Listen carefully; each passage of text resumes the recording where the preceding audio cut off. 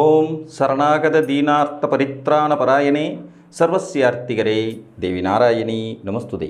வணக்கம் நேர்களே, இது மகாலட்சுமி ஜோதிடம் வழங்கும் காலச்சக்கரம். உங்கள் அன்பு ஜோதிடர் ஸ்ரீராம்ஜி பேசுகிறேன். அனைவரும் நலமுடன் இருக்கிறீர்களா? நன்றாகத்தான் இருப்பீர்கள், நன்றாக இருக்க வேண்டும். இன்றைய காணொளியில் நாம் காண இருப்பது நெருப்பு லக்னங்கள் பலம் பெற. இதுதான் தலைப்பு. நமது ஞானிகள் 12 வீடுகளையும் 4 பெரும் பிரிவுகளாக பிரித்து வைத்திருக்கிறார்கள். இவை பஞ்சபூத தத்துவங்களின் அடிப்படையிலேயே பிரிக்கப்பட்டிருக்கும். இந்த பஞ்சபூத தத்துவங்களின் அடிப்படையில் நெருப்பு லக்கணங்கள் அப்படின்னு சொல்லக்கூடியவை மேசம், சிம்மம் மற்றும் தனுசு. ஒவ்வொரு பஞ்சபூத தத்துவமும் ஒரு சர வீடு, ஒரு ஸ்திர வீடு, ஒரு உபய வீடு அப்படிங்கிற 3 பிரிவுகளுக்குள்ளே வரும். இப்போ இதில் மேசம் சர வீடாக, சிம்மம் நிலைத்த ஸ்திர வீடாக, தனுசு உபய வீடாக இருக்கும். இந்த நெருப்பு லக்னம் அப்படின்னு சொல்லக்கூடிய இந்த 3 லக்னங்களில் பிறந்தவர்கள் ஜாதகத்தில் வலுவான நிலையை எட்டுவதற்கு சில சூட்சுமமான விதிகளை கடைபிடித்தால் போதுமானது. அது என்ன அப்படிங்கிறது தான் பார்க்க போகிறோம். இது 12 லக்னங்களுக்குமே போடுவோம். 4 பிரிவுகளில் இந்த காணொளிகள் இருக்கும். இதை நீங்கள் ஃபாலோ பண்ணும்போது வாழ்வியலில் தேவைகளை பூர்த்தி செய்துக்கும் அளவுக்கு உங்கள் ஜாதகம் வலுப்பெறும். உங்களுடைய லக்னம் வலுவடையும். லக்னம் வலுவடையும் போது ஆட்டோமேட்டிக்காக உங்களுடைய எண்ணங்கள், செயல்திறன், சிந்தனை, முயற்சி இதெல்லாம் வலுவடையும். அதன் மூலம் நீங்கள் லாப மேன்மைகளையும் சராசரிக்கு மேற்பட்ட வாழ்வியல் வெற்றிகளையும் பெற முடியும். இதில் உங்கள் லக்னமே நெருப்பு லக்னம் அப்படின்னு சொல்லியாச்சு. நெருப்பு என்றால் என்ன? தன்னுடன் இணையும் அனைத்தையும் நெருப்பாக்கிவிடும். உங்கள் பாவங்கள் அனைத்தையும் சுட்டு பொசுக்கிவிடும் தன்மை கொண்ட லக்னம் தான் இந்த நெருப்பு லக்னங்கள். அப்போ இந்த மேசம், சிம்மம், தனுசு இந்த 3 லக்னங்களில் பிறந்தவங்க மேக்சிமம் பாவ காரியங்களில் ஈடுபடாமல் இருக்கணும். இது ரொம்ப ரொம்ப முக்கியம். அப்போ மற்ற லக்னங்களை பிறந்தவங்களாம் பாவ காரியங்களில் ஈடுபடலாமா சார் அப்படின்னா அந்த அர்த்தம் இல்லை. நீங்கள் நெருப்பு லக்னத்தில் பிறந்திருக்கீங்க. அப்போ நெருப்பு லக்னத்தில் பிறந்துட்டு பாவம் செய்யும்போது அதனுடைய பனிஷ்மெண்ட் ரொம்ப மோசமாக இருக்கும். தண்டனையின் அளவுகள் ரொம்ப அதீதமாக இருக்கும் மற்ற லக்னக்காரங்களையும் விட. அதனால் எப்போதும் நேர்வழி என் வழி அப்படிங்கிற முயற்சிகளில் போயிட வேண்டியது அவசியம். அடுத்தபடியாக பார்த்திங்கன்னா அக்னி தேவ வழிபாடு கட்டாயம் செய்யணும். நீங்கள் ஒரு அலுவலகத்தில் சொந்தமாக வச்சுருந்தாலும் சரி, பணிபுரிந்தாலும் சரி, நெருப்புடைய சிம்பிள், அதாவது தீபம் அப்படின்னு கூட அதை வச்சுக்கலாம். தீபம் எரியும் இடத்தில் நீங்கள் இருப்பது உங்களுக்கு தொடர்ந்து ஒரு நல்ல பாசிட்டிவ் எனர்ஜியை கொடுத்துக்கிட்டே இருக்கும். தீபம் எரியணும். இப்போ நீங்கள் ஒரு பிஸ்னஸ் பண்ணுறீங்கன்னா ஆஃபீஸில் விளக்கு காலையிலே ஏற்றிடுங்க. வீட்லேயும் அதே மாதிரி சாமி கும்பிட்டு அதுக்கப்புறம் கிளம்புற மாதிரி பாருங்கள். இதை எல்லாருமே பண்ணுறதானே சார்னாலும் உங்கள் லக்னங்களுக்கு இது ரொம்ப பவர்ஃபுல்லாக இருக்கும். ஆத்மகாரகனும் லக்னகாரகனுமான சூரியன் உங்கள் லக்னத்திற்கு பொறுப்பேற்கக்கூடியவர் என்பதனாலேயே நீங்கள் சூரிய நமஸ்காரம் செய்து பழக்கப்படுத்திக் கொள்வது மிக மிக நன்று. சூரிய நமஸ்காரம் செய்வது, அக்னியை வழிபடுவது, தீபம் ஏற்றுவது, இது 3 உங்கள் லக்னத்தினுடைய ஆத்ம ஒளியை அதிகப்படுத்தும்.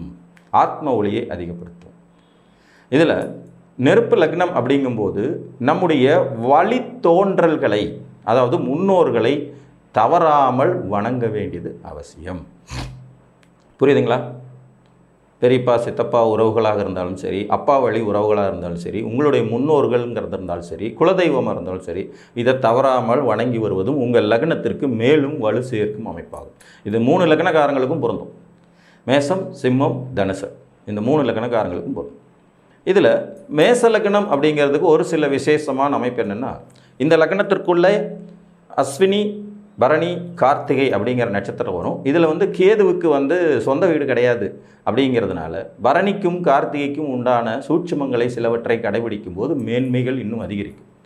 இப்போ உங்கள் லக்னப்படி அங்கே கேதுவுடைய நட்சத்திரம் இருக்கிறதுனால ஆன்மீக வழிபாடுகள், ஆன்மீக யாத்திரைகள் அடிக்கடி செஞ்சுக்கிட்டே இருக்கணும். இதுவும் 3 லக்னத்துக்கும் பொருந்தும். இதில் மேச லக்னக்காரர்களுக்கு குறிப்பாக சுக்கிரன் 2-7 குடைவராக உங்கள் வீட்டில் நட்சத்திரநாதனாக இருக்கிறதுனால வாழ்க்கை துணையின் குடும்பத்தாருக்கும் மிகவும் முக்கியத்துவம் கொடுக்க வேண்டியது உங்கள் லக்னத்துக்கு சூட்சுமமாக வெற்றியை தரும். வாழ்க்கை துணைக்கு முக்கியத்துவம் கொடுத்தே ஆகணும். வாழ்க்கை துணைக்கும் அவருடைய குடும்பத்தாருக்கும் மரியாதை குறைவான எந்த விஷயங்களையும் நடத்தக்கூடாது. அவச்சொல்கள் பேசுவது என்பது மேச லக்னக்காரங்களுக்கு ஆகவே ஆகாது. ஆனால் அன்ஃபார்ச்சுனேட்லி பார்த்திங்கன்னா இந்த லக்னம் தான் பயங்கரமாக கோபத்தில் கொதிச்சுக்கிட்டே இருக்கக்கூடிய ஒரு லக்னம். நார்மலாகவே நெருப்பு லக்னக்காரர்களுக்கு கோபம் நிறைய வரும். இவங்க ஸ்ட்ரைட் ஃபார்வேர்டாக இருக்கிறதுனால டக்குன்னு கோபம் வந்து விடக்கூடிய வாய்ப்பு உள்ளவர்கள். ஆனால் அதுதான் உங்களுக்கு நெகட்டிவாகவும் போகுங்கிறதுனால இதில் நீங்கள் ரொம்ப கண்ட்ரோலாக இருக்கணும். சுக்கிரன் உங்கள் லக்னத்தின் நட்சத்திரநாதனாகவும் 2-7 கூடையவராகவும் செயல்பட போகிறாருங்கிறதுனால தனம், வருமானம், பொருளாதாரம், மேன்மைகள் வருவதற்கு இனிமையாக பேசி பழகணும். வாழ்க்கை துணையை மதித்து பழகணும். இது ஆணாக இருந்தாலும் சரி, பெண்ணாக இருந்தாலும் சரி. அதே போல் உங்களுடைய வாழ்க்கை துணையின் குடும்பத்தாருக்கான உரிய மரியாதைகளை கொடுக்கணும். வணங்கி வணக்கத்தை எதிர்பார்க்கும் லக்னங்கள் இந்த நெருப்பு லக்னங்கள். தாங்கள் வணங்கப்பட வேண்டும் என்கின்ற ஆசை இந்த 3 லக்னத்தில் பிறந்தவங்களுக்கு இருக்கும். எனக்கு உண்டான ரெகக்னைசிங் கிடைக்கணும், அங்கீகாரம் கிடைக்கணுங்கிற அந்த ஆசை நிரம்பிய லக்னங்கள் இந்த 3ங்கிறதுனால நீங்கள் முதல்ல வணக்கத்தை தெரிவிக்கணும். அப்போ ஆட்டோமேட்டிக்காக உங்களுக்கு வணங்கி புகழப்படும் அமைப்புகள் கண்டிப்பாக கிடைக்கும். அடுத்து சூரியனுடைய நட்சத்திரம் இங்கே இருக்கும். கேதுவுடைய நட்சத்திரமும் உங்கள் லக்னத்துக்குள்ளே இருக்கிறதுனால ஆன்மீக பிரயாணங்களை அடிக்கடி மேற்கொள்ளணும். விநாயக பெருமானை வணங்கணும், பத்திரகாளியை வணங்கணும், உக்கிரமான தெய்வங்கள் வழிபாடெல்லாம் நீங்கள் நேச்சராகவே செய்யணும். குலதெய்வ வழிபாடை விடவே கூடாது. அதே மாதிரி பார்த்திங்கன்னா சூரியனுடைய நட்சத்திரம் ஆன்மீக பிரயாணங்கள் போகிறது, இந்த மாலை போட்டு கோயிலுக்கு போயிட்டு வர்றதுங்கிறதெல்லாம் மேச லக்னக்காரங்க அதிகமாக செய்கிறது, சிம்ம லக்னக்காரங்க செய்கிறது, தனுசு லக்னக்காரங்க செய்கிறது வாழ்க்கையின் அடுத்த கட்டத்துக்கு நகர்த்தும் கேதுவின் சூட்சுமத்தின் அடிப்படையில். இதில் மேச லக்னத்துக்கு மட்டும் ஸ்பெசிஃபிக்காக சுக்கிரனுடைய நட்சத்திரம் உள்ளே இருக்கும்போது தனம், வாக்கு, குடும்பம் மற்றும் 7ஆம் இடத்தை குறிக்கிறதுனால கூட்டாளிகளை மதிப்பது, வாழ்க்கை துணையை மதிப்பது, வாழ்க்கை துணையின் குடும்பத்தாரை மதிப்பது, அதிகம் உணர்ச்சி வசப்பட்டு கோவப்படாமல் இருப்பது உங்களுக்கு பொருளாதார வளர்ச்சியை நிறையா கொடுக்கும். அடுத்து சூரியனுடைய நட்சத்திரமும் உங்கள் லக்னத்துக்குள்ளே இருக்கும். இதில் சூரியன் 5 கூடையவராகி லக்னத்தில் உச்சம் பெறக்கூடிய கிரகங்கிறதுனால ஆட்டோமேட்டிக்காக புத்திரர்களை மரியாதையுடன் நடத்த வேண்டும். உங்கள் குழந்தைங்கள நீங்கள் ரொம்ப மரியாதையாக நடத்தணும். மேச லக்னக்காரங்க வாழ்க்கையில் ஜெயிக்கணும், பெரிய ஆள் ஆகணும்னு ஆசைப்பட்டீங்கன்னா உங்கள் வாரிசுகள் ஆண் குழந்தையாக இருந்தாலும் சரி, பெண் குழந்தையாக இருந்தாலும் சரி, மரியாதையோடு நடத்த வேண்டியது அவசியம். அடுத்ததாக குலதெய்வ வழிபாடை கட்டாயம் செய்ய வேண்டும். சூரிய நமஸ்காரம் செய்யணும். சூரியன் சிவரூபம், விஷ்ணு ரூபம். ஸோ ஏதாவது ஒரு தெய்வங்களை வழக்கமாக கும்பிட்டுட்டு வரணும். இது மேச லக்னத்துக்கு தனி சிறப்பான ஒரு அமைப்பு. அடுத்தபடியாக பார்த்திங்கன்னா சிம்ம லக்னக்காரர்களுக்கு அதே சுக்கிரனுடைய நட்சத்திரம், கேதுவுடைய நட்சத்திரம், சூரியனுடைய நட்சத்திரம் இருக்கும். இதில் சுக்கிரன் இவர்களுக்கு 3-10 கூடையவர் ஆவார். 3-10 கூடையவர் ஆவார். ஒரு மாதிரி இந்த 3ஆம் இடம்ங்கிறது இவங்களுக்கு நீச்ச வீடுங்கிறதுனால உடன் பிறந்தவர்கள், நண்பர்கள் விஷயத்தில் கவனமாக இருக்கணும் சிம்ம லக்னக்காரங்க. ஏன்னா அந்த இடத்துக்கு நீங்கள் போகும்போது நீச்சம் அடைவீங்க. சிம்மத்தை சீரழிப்பது சிநேகிதமும் சகோதரமும் எதுக்கு சொல்லி வைக்கிறாங்க? 3ஆம் இடத்துல சூரியன் உங்கள் லக்னாதிபதி நீச்சம் அடைஞ்சிருவார். அப்போ உடன் பிறந்தவர்களாலும் நண்பர்களாலும் தொடர்புகளாலும் நீச்சம் பெறும் அமைப்பு உங்கள் லக்னத்துக்கு உண்டு. ஸோ இதில் நீங்கள் கவனமாக எச்சரிக்கையாக இருக்கணும். செய்ய வேண்டியவை ஒன்று இருந்தால் செய்யக்கூடாதவைன்னு இன்னொன்று. 10ஆம் இடத்துக்கும் சுக்கிரனுடைய நட்சத்திரமே உடையதுங்கிறதுனால, அதாவது 3க்கும் 10க்கும் உடையவர் சுக்கிரன், ஒரு பூர நட்சத்திரமாக உங்கள் லக்னத்துக்குள்ளே ஒழிஞ்சிட்டு இருப்பாருங்கிறதுனால நீங்களும் ஆன்மீக பிரயாணம் மேற்கொள்வது, குலதெய்வ வழிபாடு செய்கிறது, சூரிய நமஸ்காரம் செய்வது, அக்னியை வணங்குவது, தீபமேற்றி வழிபடுவது, தொடர்ந்து தீபம் எரியும் இடங்களில் உங்களுடைய தொழில் அலுவலகங்களை அமைத்தால் இன்னும் சிறப்புகளை பெறுவது, இதெல்லாம் காமனாக ஒத்துத்துரும். அதோடு சேர்த்து சுக்கிரன் உங்கள் லக்னத்திற்கு 3க்கும் 10க்கும் உடையவராகி உங்களுக்கு 3ஆம் இடம் நீச்ச வீடாக வர்றதுனால நண்பர்கள், உறவினர்கள், சகோதரர்கள், வர்க்க உறவுகள் இவர்களிடத்தில் எப்போதும் எச்சரிக்கையோடு இருக்கணும்.